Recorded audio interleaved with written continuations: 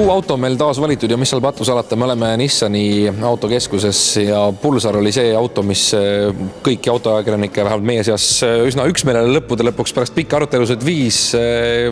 Mis mõtted sul Raivo tekivad? Sina muidugi väikese autosse ära ei mahu.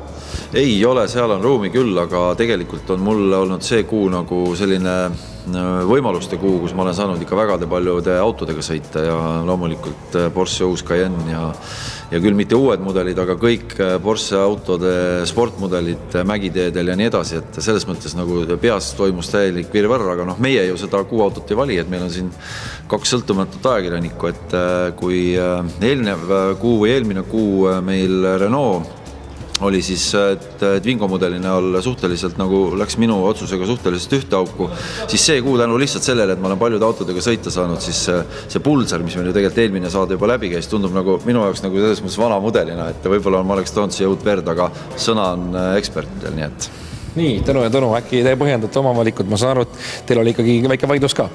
Ja eks me võime vaidlema jäädagi, et kas valida nii rahvalik auto või midagi eksklusiivsemat. Ma saan aru, et Raival siin oli vähe eksklusiivsemaid autosid see kuu silma jäänud.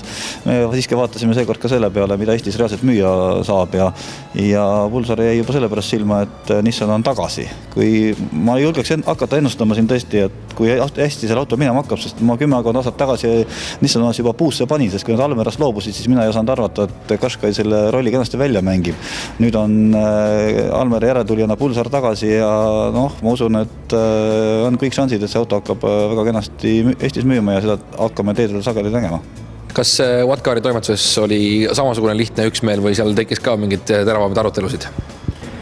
Jah, suhteline üksmeel oli meie toimetuses küll selles osas, et ikkagi oktoobris ilmusid jõudsid müüki esimesed Pulsari tootmisautod. Et kui seda autot ju tegelikult siin juba nähti siin-seal liikvel juba suvel ja oli ta ka septembri lõpus Tartu autonäitusel väljas, siis tegelikult ostjatel kättesaadavaks muutus ta ikkagi oktoobris, nii et selles mõttes on tema kuu autoks nimetamine igati õigustatud.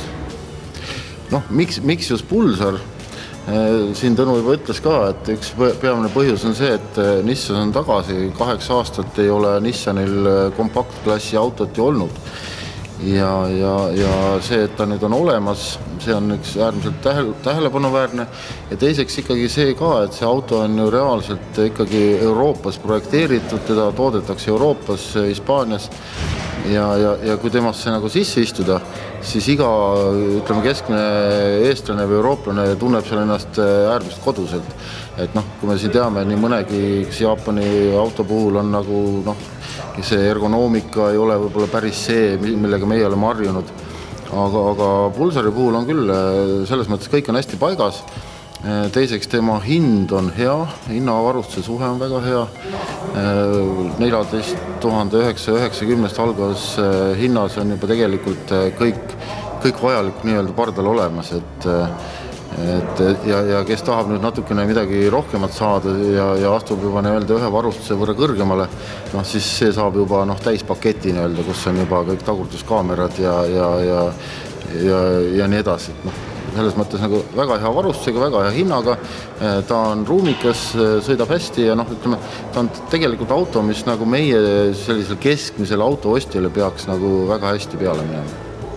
Nii et Nissan Pulsar on salongides olemas, kui kellelgi huvi tekkis, siis Nissan kindlasti ootab teid tutvuma ja järgmisel kuul juba uus auto.